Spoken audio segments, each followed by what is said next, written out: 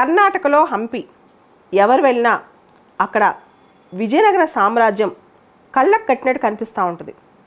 అసలు హంపి చూస్తుంటేనే ఆ రోజుల్లో లైఫ్ స్టైల్ ఇలా ఉండేదా, గుళ్ళు గోపురాలు ఇలా ఉన్నాయా అలా అనిపిస్తుంది అనమాట.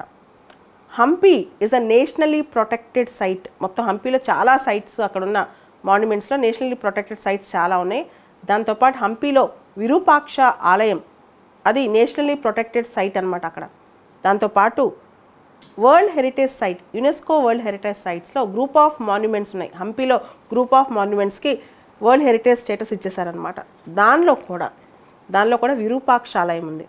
విరూపాక్ష ఆలయం హంపిలో ఉన్న ఆలయం ఈరోజు వార్తల్లో ఉంది నిన్నటి నుంచి కూడా. అక్కడున్న సాలు మండపం లేదా ఒక పెవిలియన్ కూలిపోయిందంట. మీకు తెలుసు కన్స్ట్రక్షన్స్ పాతవి, వాటిని జాగ్రత్తగా ప్రొటెక్ట్ చేస్తూ రావాలి. విపరీతమైన వర్షాల వల్ల బాగా నాని అది కూలిపోయిందంట. దీనికి ఆర్కియాలజికల్ సర్వే ఆఫ్ ఇండియా వాళ్ళు కారణం, వాళ్ళు సరిగా పట్టించుకోలేదని కొంతమంది నిపుణులు చెప్తున్నారు. ఏది ఏమైనప్పటికీ అక్కడైతే ఒక మండపం కొంతవరకు కూలిపోయిందనమాట. మనం కూడా ఇది గమనించవచ్చు.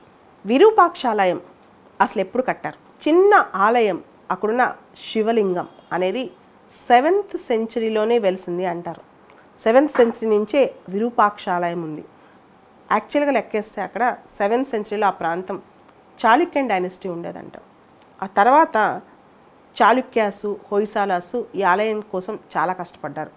కానీ విజయనగర డైనస్టీ మేజర్గా హంపిని క్యాపిటల్ చేసుకుంది. దాంతోపాటు అక్కడ ఉన్న ఆలయాలన్నింటినీ ప్రొటెక్ట్ చేసింది, ఫ్లరిష్ చేసింది, ఎక్స్టెండ్ చేసింది. మెయిన్గా విజయనగర. విరూపాక్షాలయం అనగానే అందరికీ విజయనగర రాజులే గుర్తొస్తారు. విజయనగర ఎంపైర్ అనేది 1336లో ఏర్పడి 1642 వరకు కొనసాగిందనమాట. ముఖ్యంగా విజయనగర ఎంపైర్ టైంలో దేవరాయ II లేదా ప్రౌఢ దేవరాయ అంటాం. ఆయన టైంలో ఒక చీఫ్ ఉండేవాళ్ళు. ఆయన పేరు లక్కన దందేస. ఈయన చేతుల మీదుగా major part of the temple construction జరిగిందంట. ఎవరు కన్స్ట్రక్ట్ చేశారు ఈ టెంపుల్ని అంటే ఎక్కడ చూసినా మనకు వచ్చే పేరు లక్కన దందేస. అంటే చిన్న గుడిలాగా ఉండేది 7th సెంచరీ నుంచి, కానీ పూర్తి స్థాయిలో ఈ విరూపాక్ష గుడిని కట్టింది లక్కన దందేస అనమాట. ఇది శివాలయం బేసికల్గా. విజయనగర సామ్రాజ్యం గురించి మనందరికి తెలుసు. సంగమ డైనస్టీ స్టార్ట్ అయింది హరిహర రాయ Iతో. అక్కడి నుంచి కూడా విజయనగర సామ్రాజ్యం దాదాపు 300 సంవత్సరాల పాటు తుంగభద్ర నది ఒడ్డున ఫ్లరిష్ అవుతూ వచ్చింది. మనం చాలా చోట్ల చూసాం, చదివాం. శ్రీకృష్ణదేవరాయల టైంలో వీధుల్లో వజ్రాలు రత్నాలు అన్నీ దొరికాయంట.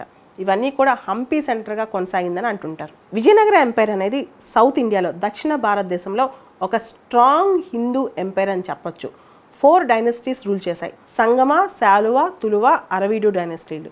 ఈ 4 డైనస్టీస్ విజయనగర డైనస్టీస్ అనమాట. శ్రీకృష్ణదేవరాయ తులువ డైనస్టీ. విరూపాక్ష టెంపుల్ని బాగా ఎస్టాబ్లిష్ చేసినప్పుడు, లక్కన దందేస దీన్ని కన్స్ట్రక్ట్ చేసినప్పుడున్న దేవరాయ II లేదా ప్రౌఢ దేవరాయ సంగమ డైనస్టీకి చెందినవాడు. మనందరికీ తెలుసు శ్రీకృష్ణదేవరాయ తులువ డైనస్టీ అనమాట. బహమనీ సుల్తాన్స్ అటాక్స్ తర్వాత కూడా, వాళ్ళ దాడుల తర్వాత కూడా హంపిలోని విరూపాక్ష దేవాలయం ఇంటాక్ట్గా ఉంది. హంపిలోని కొన్ని ప్లేసెస్ ఇంటాక్ట్గా ఉన్నాయి. దానిలో విరూపాక్ష దేవాలయం కూడా ఎటువంటి చెక్కు చెదరకుండా ఉందన్నమాట. హంపిలో విరూపాక్ష పేరు మీద ఇంకొక దేవాలయం కూడా ఉంది, ప్రసన్న విరూపాక్ష టెంపుల్ అని చెప్పి. దీన్నే అండర్ గ్రౌండ్ శివ టెంపుల్ అని కూడా అంటారు. హంపిలోని విరూపాక్ష దేవాలయాన్ని పంపతి టెంపుల్ అని కూడా అంటారు. హంపిలో ఉన్న అన్ని ఆలయాల్లోకెల్లా ప్రాచీనమైన ఆలయం విరూపాక్ష ఆలయం. విరూపాక్ష ఆలయం అనేది ట్రయాంగిల్ షేప్లో ఉంటుంది, త్రిభుజాకారంలో ఉంటుంది. ఈ ఆలయంలో పిల్లర్డ్ హాల్స్ ఉంటాయి, ఓపెన్ పిల్లర్డ్ హాల్స్ ఉంటాయి. అన్ని పిల్లర్స్ మీద చక్కటి కార్వింగ్స్ ఉంటాయి అన్నమాట. కంప్లీట్ స్కల్ప్చర్స్, కార్వింగ్స్ ఉంటాయి. మొత్తం ఆలయంలో ఎంట్రన్స్ గేట్వేస్ ఉంటాయి, కోర్ట్ యార్డ్స్ ఉంటాయి, చిన్న చిన్న దేవాలయాలు ఉంటాయి, రకరకాల స్ట్రక్చర్స్ ఉంటాయి. ఇవన్నీ కూడా హంపిలో విరూపాక్షాలయంలో చాలా ఉంటాయి అన్నమాట. ఎంట్రన్స్ విరూపాక్షాలయం ఒక నిర్మాణంలో, దాన్ని డెకరేట్ చేయడంలో మ్యాథమెటికల్ కాన్సెప్ట్స్ వాడారు. దాని తర్వాత రిపీటెడ్ ప్యాటర్న్స్ కూడా వాడారనమాట. విరూపాక్షాలయంలోని పిల్లర్డ్ హాల్ పక్కన ఒక శిలాఫలకం ఉంది. దానిలో శ్రీకృష్ణదేవరాయల యొక్క ప్రస్తావన ఉందన్నమాట. ఆయన central pillared hall, gateway tower వీటన్నిటిని కన్స్ట్రక్ట్ చేయడంలో శ్రీకృష్ణదేవరాయలే ప్రధాన పాత్ర పోషించారని చెప్పి ఆ శిలాఫలకం చెప్తుంది. దేవాలయంలోని హాల్స్లో అక్కడక్కడ దేవుళ్ళ రూపాలు పెట్టారనమాట.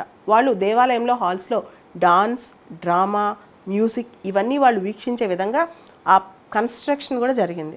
విరూపాక్ష దేవాలయంలో లార్డ్ విరూపాక్ష, పంపాదేవికి మధ్య వివాహం ప్రతి సంవత్సరం నిర్వహిస్తారు. దాంతోపాటు అదేవిధంగా విరూపాక్ష దేవాలయంలో రథోత్సవం, యాన్యువల్ చారియట్ ఫెస్టివల్ కూడా జరుగుతుంది. మొత్తం ఈ విరూపాక్షాలయం అనేది మీకు తెలుసు సౌత్ ఇండియాలో ఫేమస్ ఆర్కిటెక్చర్ ద్రవిడియన్ ఆర్కిటెక్చర్తో కన్స్ట్రక్ట్ అవ్వబడింది. విరూపాక్ష టెంపుల్ యొక్క ప్రధాన శిల్పి, వాస్తు శిల్పి అంటే ఆర్కిటెక్ట్ గుండ అనివర్తచారి అన్నమాట. ఇటువంటి అద్భుతమైన ఆర్కిటెక్చర్ ఉన్న విరూపాక్ష టెంపుల్ని కాపాడుకోవడం అందరి బాధ్యత, సమిష్టి బాధ్యత. అక్కడ మన కల్చర్ కానీ, ట్రెడిషన్ కానీ, దాంతోపాటు మన యొక్క ఆర్కిటెక్చరల్ వాల్యూస్ కానీ, మన యొక్క సెంటిమెంట్స్ కానీ అన్నీ ముడిపడి ఉన్నాయి ఈ గుడితో.